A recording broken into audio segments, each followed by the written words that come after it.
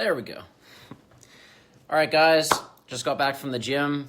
Been reading an awesome book. I actually finished it a week or so ago, and it was so good that I'm rereading it and taking very detailed notes. Got a journal to take those and organize them. And going into the weekend, this is the time when most of your goals, be it nutrition or personal development or relationships, fall to the wayside. During the week, Monday through Friday, for most people, there's a lot of structure with work, routine, just a lot of things that allow you to kind of mindlessly coast, or put you in a place where it's very easy to stick to things. On the weekend, however, there's a lot of flexibility, a lot of unplanned time. So that's when things can take a different turn. In relation to your goals, they can maybe get off track. They can maybe go towards the opposite direction of what you intended, but there's a way to stick to it. And what I wanted to talk about is a section in this book which focuses on how we deal with adversity and challenges, because how we do that will shape our lives more than anything that we experience, any sort of attitude that we have. So being that it's Friday, going into the weekend, the time that I said a lot of things can change as far as goals in a direction we don't necessarily want, I thought this was a great time to just talk about some sort of mindset component to arm you for success going into the weekend. So with adversity and challenges, sometimes we get so many references of pain and failure, we form a belief that nothing we do can improve things. Pairing this to nutrition. Well, I've tried before, but Monday through Friday is fine, but then the weekend I go out and it just goes to crap. So if you form that belief and you keep telling yourself that, that probably will be what you're going to experience. So looking at that, we're going to make a little change.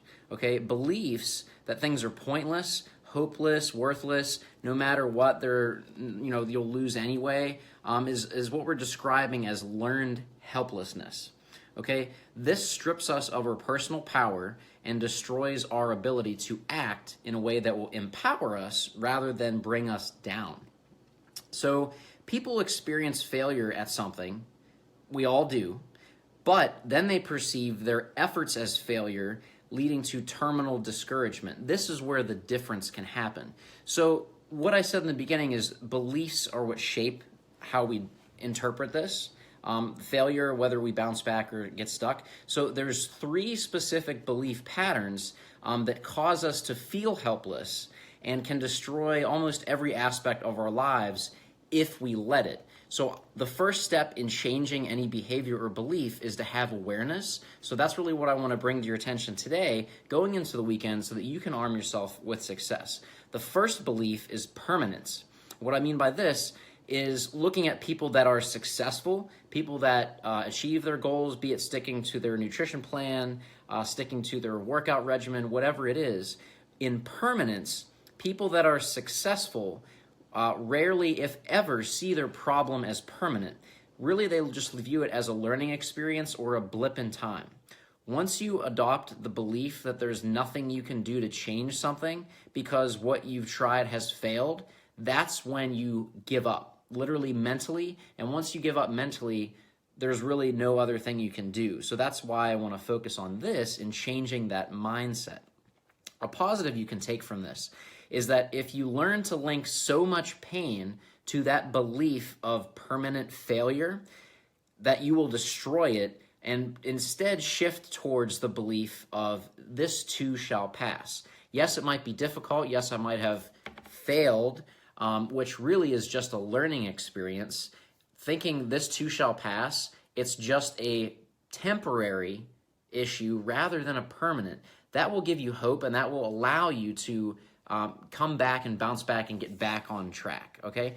If you keep persisting, you will find a way. Persistence is key, okay? So that's the first belief. The second belief is pervasiveness. So looking at people that, like I said, do stay on track, are successful in the face of adversity, those that are pervasive never see one problem as controlling their whole life. So they don't see the problem as personal. They don't see a problem becoming them as the problem. So if you have a failure or an issue, something doesn't go well, what can happen is you might think, I'm the problem. The problem happened because of me or my character or some personal issue. Because, let's say, like procrastination. So because I procrastinate, my whole life is ruined. This is a belief that a lot of people have, and that's where pervasiveness really gets in the way in a negative light. Pessimists, so if you're looking at pessimism, have developed a belief that because they screwed up in one area, they are a screw up. So they transpose one event into their entire character, which is extremism, but it's very common. So just to be aware of that we might even subconsciously do it, is the first step in overcoming that. So a positive solution, if that's one of the traps that you're falling into, is to see something that you can take control of in your life and then begin to take action in that direction. Because as you do that, some of your limiting beliefs will disappear. Well, it's just a little challenge instead of, oh my God, I failed, and then I'm a failure, so I can't do anything right. Have you ever fell into that mindset? I have. I think we all have. But being able to bounce back and shift that perspective that it's not you that's the problem, but it's just a learning experience that you need to take a different type of action or different type of preparation to prevent that would be a way to overcome, okay? That's the second belief. The third and final belief is taking it very personal, and this kind of goes in hand with what we just talked about with pervasiveness. So with personal, you're seeing the problem as a personality defect instead of a failure as a challenge to modify our approach. So what can happen with this is that it creates a sense of overwhelming, okay? So how do you change your entire life? It's more difficult than changing just one aspect. So what I mean by that is, let's say that you procrastinated on a project and the deadline passed. That's just one project in, let's say you're in college or school. That's just one project in one class out of the 8 that you're taking.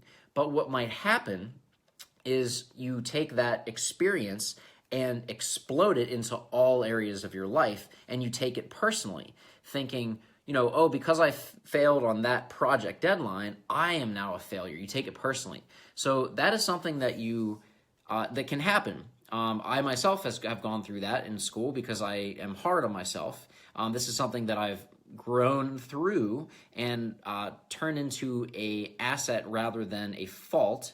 So it's something I had to first become aware of, then take active action to change it. But it's something that I just wanted to bring to your attention, is that sometimes when we see problems, guys, we can turn those into a personal defect perspective rather than what it is. It's just something didn't go as planned with one specific thing. Doesn't mean you're a failure, just means that that specific action, that specific activity could have been approached or followed through in a different way that would have led to a more effective outcome. So be wary of adopting this belief as the problem being personal rather than, like I said, what it is, just a issue or problem with that one thing. So how inspired can you get from beating yourself up? If you fall into this mindset of, oh, I'm a failure because I procrastinated, how productive is that? Is that going to help you succeed next time on the other projects in your classes, in other pursuits in your life and relationships? Probably not. It's probably just going to hold you back and really just crucify yourself. So it really doesn't serve us any purpose.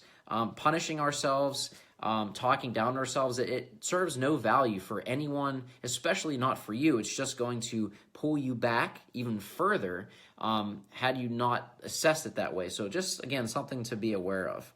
So looking at these 3 beliefs, the first being permanence, the second being pervasiveness, and the third being personal, if you hold any of these 3 or all of them, you're systematically, basically, Tony Robbins puts it this way, you're continuously injecting small amounts of arsenic into your system, into your mental psyche, which won't kill you now, but if you do it over and over and over again, eventually it will, because it'll build up, and it'll just lead to that sense of hopelessness, learned helplessness, that if you don't address it and you let it keep progressing, it will grow into that monster that stops you from reaching your true potential in any area of your life. So if you want to die immediately, but you will start dying, emotionally, the moment you start partaking in these. So again, it's really looking at the mindset component. Doing one of these things here and there isn't, going to kill you. That's what I'm trying to say here. It's not going to help you, but that's why we want to stop these. If you notice that you're falling into these, just to become aware, it's not bad. Don't judge yourself. But really the point of this is to build an awareness so that you can start to develop better habits when challenges, adversity come up, so that you can address those, look at them in a different light, and shift those into a perspective of, okay, that's a challenge. How can I approach that better next time? What could I have done? Assessing it so that I can take what I've learned and apply that to future experiences so that I'm better equipped based on what I learned from this. Not a failure, but again, a learning experience. That's what I'm challenging you to look at adversity as. And that is going to empower you instead of hold you back or make you feel like garbage. And no one wants that. So I just want to leave you with this thought. As long as you believe something, your brain operates on automatic pilot, filtering any input from the environment and sending and searching for references to validate your belief. So guys, it all begins with the beliefs that we have about failure, adversity, the environment, how we interact, all of those things. And the only person that can choose that is you. Yes, you may have been influenced by your parents, by the friends you hang out with, by the people you work with, but ultimately it's your decision. If it's that strong of an influence, you need to change your environment. Change your job, change the people you hang out with. You've probably heard you're the result of the average of the 5 people you spend most time with. That's true because of your environment and input. But it really comes down to what you guys think. No one can get in your head, but you can. And that's a good thing because you can change what's going on up in here. So just a little tip going into the weekend to help arm you with any adversity or challenges that you experience with your goals. You have the power to take those challenges, learn from them, grow, and really make them an asset rather than a pain in your ass. So that's my tip for the weekend. I hope you guys have an amazing Friday, better, successful Saturday. Make sure you take care of yourself on Self-Care Sunday, and I look forward to motivating you for Motivation Monday. Have a great weekend, guys. Talk to you later.